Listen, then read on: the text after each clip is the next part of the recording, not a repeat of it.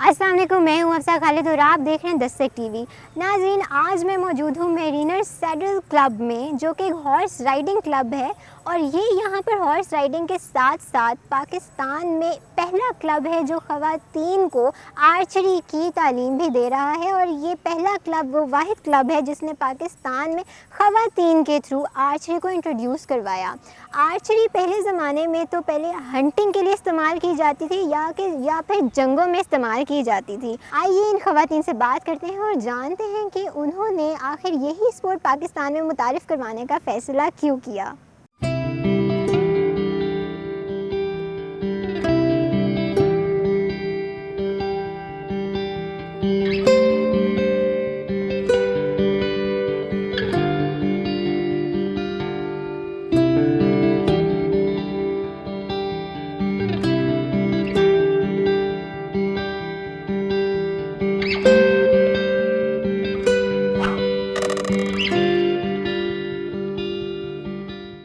मेरे साथ इस वक्त मौजूद हैं सुमैया हिजाजी और अनाया शाहिद, जो कि तीर अंदाज़ी में अब तो माहिर बन चुकी हैं।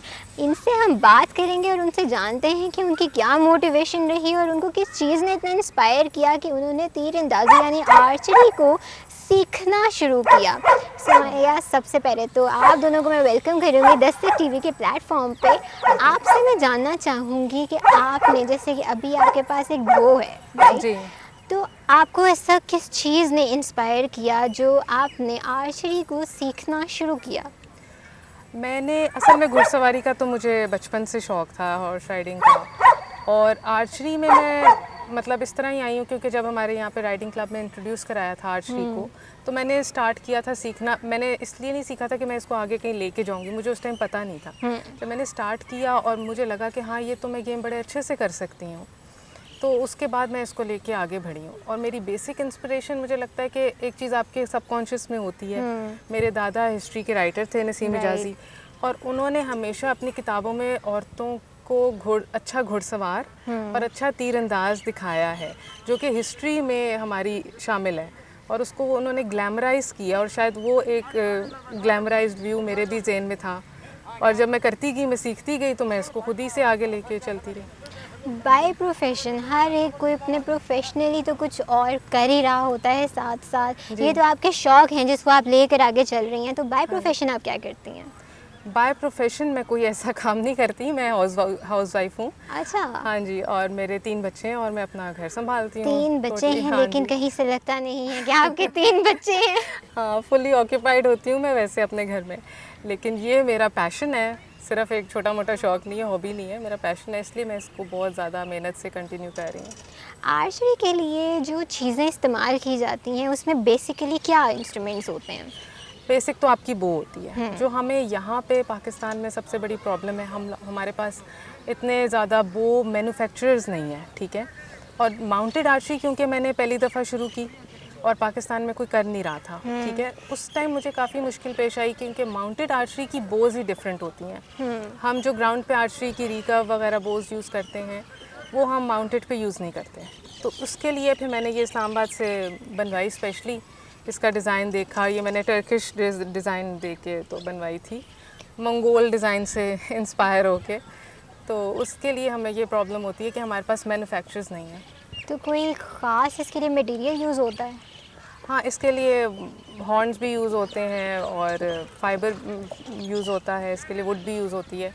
तो काफ़ी ज़्यादा मटेरियल्स हैं, कुछ काफ़ी ज़्यादा मटेरियल्स जॉइन करके बनाई जाती है, कुछ प्लेन उनकी होती है। कोई भी स्पोर्ट सीखने के लिए आपको एक प्रॉपर ट्रेनिंग की ज़रूरत होती है। हाँ जी। तो आर्चरी सीखने के लिए आपको कितना टाइम लगा इसमें ट्रेनिंग हासिल करने के लिए?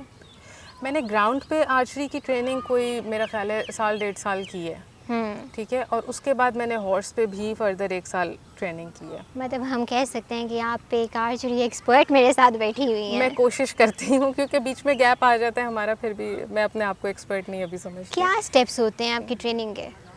ट्रेनिंग के स्टेप्स क्या होते हैं? माउंटेड आर्चरी की ट्रेनिंग के यही स्टेप्स होते हैं कि पहले हमें अपनी राइडिंग इम्प्रूव करनी है, अगर हमारा टारगेट माउंटेड आर्चरी है। उसके बाद हमने ये देखना है कि अभी तक मैंने ये नहीं सीखा था, मैंने टेंट पेगिंग भी की हुई है, कि रेंज छोड़ के बेलगाम में घोड़े को आपने कंट्रोल करना है, ठीक है। और उसके ऊपर आपने एरो शूट करना है, ठीक है।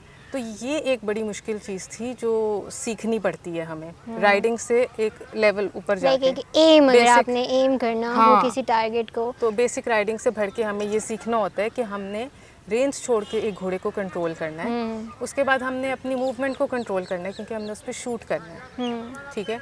और फिर जब हम ग्राउंड पे आर्चरी की प्रैक्टिस करते हैं तो उसकी प्रैक्टिस में हमें ना सिर्फ हमने शूटिंग की प्रैक्टिस खड़े होके करनी है, हमने वॉक करके और भाग के भी शूटिंग की प्रैक्टिस करनी है। क्योंकि जब हम हॉर्स पे होएंगे तो हमें ज़ाहिर है मूवमेंट में शूट करना पड़ता है, और मूवमेंट में हमें टारगेट अचीव करना बहुत एक मुश्किल काम लगता है ज़ाहिर है। तो इसमें बहुत सारी चोटें भी लगती होंगी। जी जी बिल्कुल।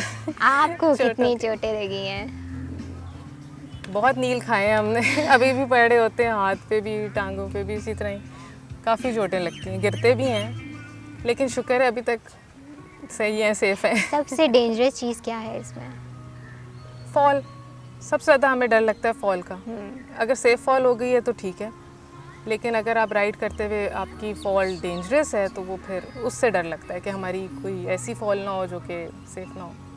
ठीक है। आर्चरी की अभी आपने जैसे आपने टाइप्स बताई हैं, माउंटेड आर्चरी आप कर रही हैं, तो इनका जी। थोड़ा सा हमें एक डिफरेंस बताएंगे हमारी ऑडियंस को, ताकि ऑडियंस को थोड़ा पता चले कि आर्चरी की कितनी टाइप्स हैं और आप कौन सी टाइप कर रही हैं? आर्चरी की जो बेसिक यहाँ पे एक ट्रेडिशनल बो आर्चरी होती है, वो आप खड़े होकर ट्रेडिशनल बोज के साथ करते हैं, जो कि इसी के ही जैसी होती हैं, ठीक है, बगैर शेल्फ के बोज होती हैं।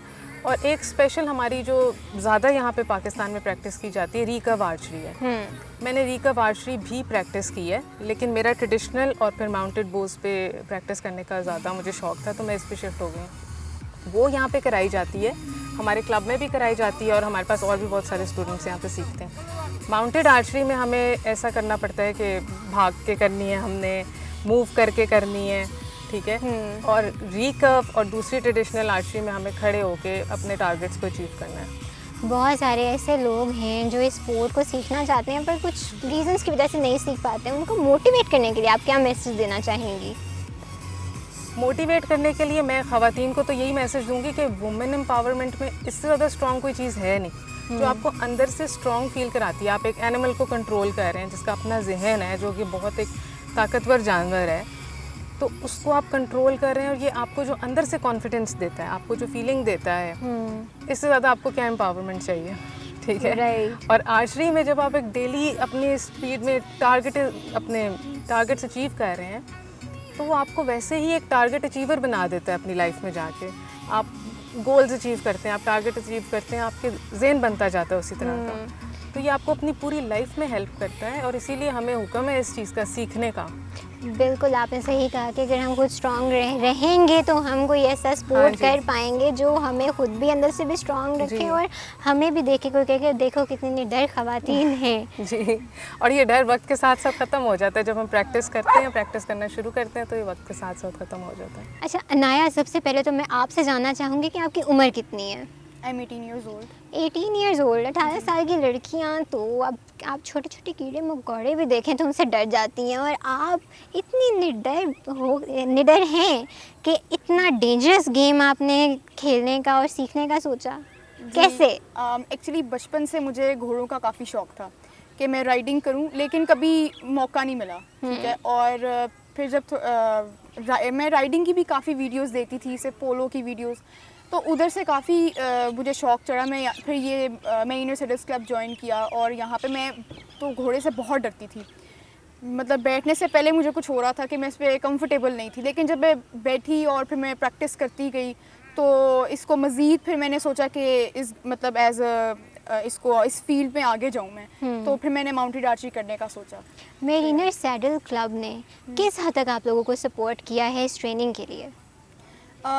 एक तो इन्होंने हमें हॉर्स बिहेवियर समझने में हमारी काफ़ी मदद की है, और कि मतलब अगर घोड़ा, और इन्होंने ये भी काफ़ी हमें इमरजेंसी सिचुएशंस में इन्होंने हमें घोड़ा हैंडल करना है भी बताया है कि फॉर एग्जांपल अगर स्पेशली माउंटेड में कि अगर आप रेंज छोड़ के आप चला रहे हो, तो आप घोड़ा कुछ जो है जैसे रेयर कर दे या बक करे, या फिर एकदम से फास्ट स्पीड पे जाते हुए रुक जाए, तो आपने उस वक्त क्या करना है।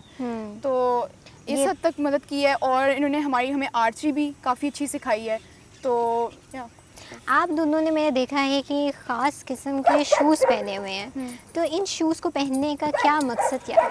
ये शूज़ हमारी लेग्स को और ये फुट को प्रोटेक्ट करते हैं, क्योंकि जब हम लोग स्टिरप्स में जब वो पैर के हम लोग राइडिंग करते हैं तो उससे कट्स भी काफ़ी लग जाते हैं, और कभी कभार ऐसा भी होता है कि फॉल से पहले पैर मुड़ भी जाता है, तो वो चीज़ प्रोटेक्ट करते हैं हमारे आप एक स्टूडेंट भी हैं ज़ाहिर है, तो इसको अपने शौक़ को अपनी स्टडीज़ के साथ किस तरह से मैनेज करती हैं? ये एक्चुअली पढ़ाई के साथ साथ मैं इसको इस तरह मैनेज करती हूँ कि पढ़ाई का अलग वक्त होता है और शाम में मैंने राइडिंग के लिए आना होता है, तो अलग अलग उसका वो खैर बैलेंस में कर लेती हूँ किसी तरह। आप भी आर्चरी सीख रही हैं, मैं जानना चाहूँगी आपसे कि आप फ्यूचर में आर्चरी का पाकिस्तान में क्या स्कोप देखती हैं? कि हमारी अलग से वुमेंस टीम हो और हम लोग अपने क्लब को रिप्रेजेंट करें और दूसरे कंट्रीज़ के साथ मुकाबला करें और जीत के आएँ और पाकिस्तान का नाम रोशन करें। जो यंग जनरेशन है हमारी, उनको कोई मैसेज देना चाहेंगी, उनको मोटिवेट करना चाहेंगी? जी, मैं ये कहना चाहूँगी कि माउंटेड आर्चरी जैसी गेम में आप सारी ख़वातीन आप कर सकती हैं, बस एक बार आप लोग घोड़े पे आके बैठ जाएं, प्रैक्टिस करेंगे आपका सारा डर निकल जाएगा, बस मैं ये कहूँगी। बहुत बहुत शुक्रिया आप दोनों का कि आपने अपने एक्सपीरियंसेस हमारे साथ शेयर किए, आर्चरी की इम्पोर्टेंस बताई, हमें आर्चरी किस तरह से की जाती है उसके बारे में हमारी ऑडियंस को बताया, क्योंकि हमारे पाकिस्तान में बहुत से कम लोग हैं जिनको इस स्पोर्ट के बारे में पता है, क्योंकि ये स्पोर्ट सबसे पहले पुराने वक्तों में अगर देखा जाए तो हंटिंग के लिए ज़्यादा इस्तेमाल किया जाता था या जंगों में किया जाता था। आप दोनों का बहुत बहुत शुक्रिया। मैं उम्मीद करूँगी कि आपके जो एम है कि आप चाहते हैं कि आप पाकिस्तान का नाम रोशन करें और पाकिस्तान के लिए आर्चरी में कुछ कर पाएँ। उम्मीद करती हूँ कि आपकी ये जो होप्स हैं, जो आप चाह रहे हैं, आपका जो मकसद है वो जल्द पूरा हो। मज़ीद वीडियोज़ के साथ नाज़रीन हम फिर हाज़िर होंगे, तब तक के लिए अल्लाह हाफ़िज़।